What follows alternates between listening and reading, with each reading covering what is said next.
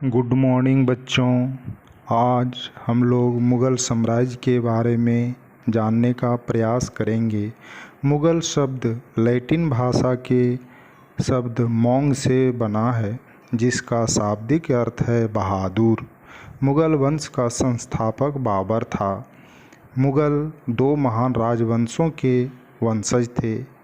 बाबर पिता की ओर से ईरान, इराक व तुर्की के शासक तैमूर का पांचवां और माता की ओर से चीन व मध्य एशिया के मंगोल शासक चंगेज़ खान का 14वां वंशज था। बाबर का मूल नाम जहीरुद्दीन मुहम्मद बाबर था। बाबर को 12 वर्ष की उम्र में पिता उमर शेख मिर्ज़ा की मृत्यु के बाद फरगान की गद्दी मिली, लेकिन कुछ ही दिनों के बाद गद्दी छोड़नी पड़ी।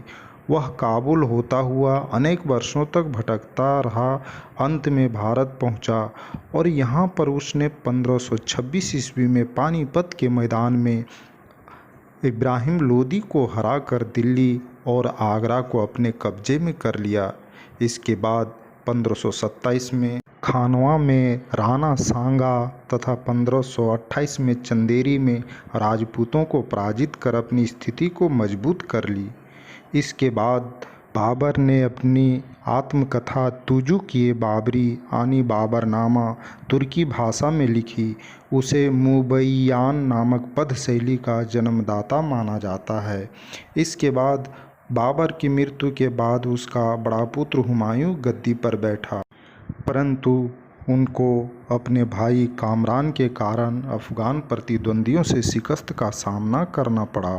हुमायूं मुग़ल शासकों में एकमात्र शासक था जिसने अपने भाइयों में साम्राज्य का विभाजन किया था। यही उसकी असफलता का बड़ा कारण बना। शेरशाह ने हुमायूं को चौसा और कन्नौज के युद्ध में पराजित किया। इन पराजयों के बाद हुमायूं ईरान की ओर भाग गया। ईरान में हुमायूं ने सफ़ाविद शाह की मदद ली। 1555 में उसने पुनः दिल्ली पर अपना कब्जा कर लिया, लेकिन एक बरस के बाद 1556 में दीन पनाह की नामक इमारत की पुस्तकालय की सीढ़ियों से गिरकर इसकी मृत्यु हो गई। हुमायूं शासन के दौरान सप्ताह में हर दिन अलग अलग रंग के कपड़े पहनता था। वह किताब पढ़ने का भी शौकीन था। इसके बाद अकबर का शासनकाल, जो 13 वर्ष की अल्पायु में ही हुमायूं के पुत्र अकबर को राजगद्दी संभालनी पड़ी। अपनी पिता हुमायूं की मृत्यु के समय वह पंजाब के कल्लानौर नामक स्थान पर था। उसके संरक्षक बैरम खान ने ही उसको उत्तराधिकारी घोषित किया। उसी की देखरेख में उसका शासनकाल रहा। 1556 में पानीपत के युद्ध में अकबर के सेनापति बैरम खान ने हेमू को पराजित किया। 1576 में हल्दी घाटी के युद्ध में महाराणा प्रताप को पराजित किया। इस युद्ध में अकबर की ओर से राजा मानसिंह तथा महाराणा प्रताप की ओर से हकीम खां सूद ने कमान संभाली थी। अकबर ने कई विजयों की बदौलत साम्राज्य का पर्याप्त विस्तार कर लिया था। शासन के अंतिम वर्षों में अकबर की सत्ता राजकुमार सलीम के विद्रोहों के कारण लड़खड़ा गई। यही सलीम आगे चलकर सम्राट जहांगीर कहलाया। के दरबार में नवरत्न थे। उन नवरत्नों में पहले राजा बीरबल, दूसरा तानसेन, तीसरा अबुल फजल, चौथा फैजी, पांचवां राजा मानसिंह, राजा टोडरमल, सातवां मुल्ला दो प्याजा, आठवां फ़कीर अजुद्दीन, नौवां अब्दुल रहीम खान। ये खाना थे।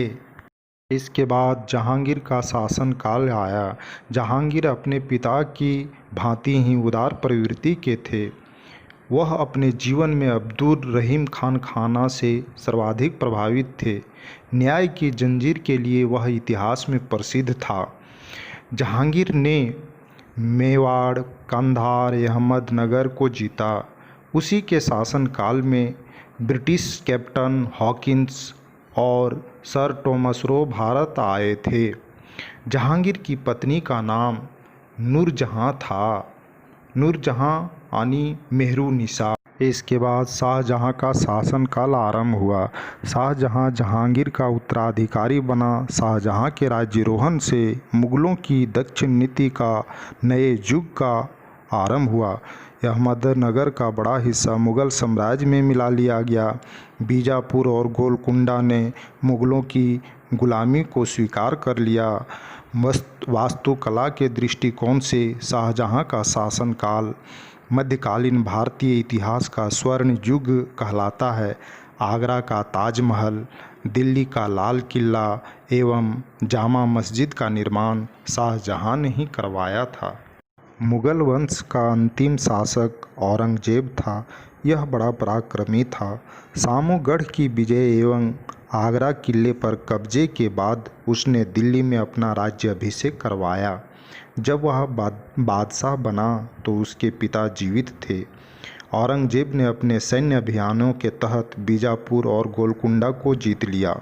शिवाजी के नेतृत्व में मराठों ने मुगलों को कड़ी टक्कर दी। औरंगजेब दक्षिण के युद्धों में 2.5 दशक तक व्यस्त रहा, जूझता रहा। कहा जाता है कि यही दक्षिण भारत औरंगजेब का कब्रगाह साबित हुआ। औरंगजेब का व्यक्तिगत जीवन पवित्र एवं अनुशासित था। औरंगजेब को जिंदा पीर भी कहा जाता है। उसके शासनकाल में 34% मनसबदार हिंदू थे। हालांकि उसकी धार्मिक नीति रूढ़िवादिता पर आधारित थी। धन्यवाद।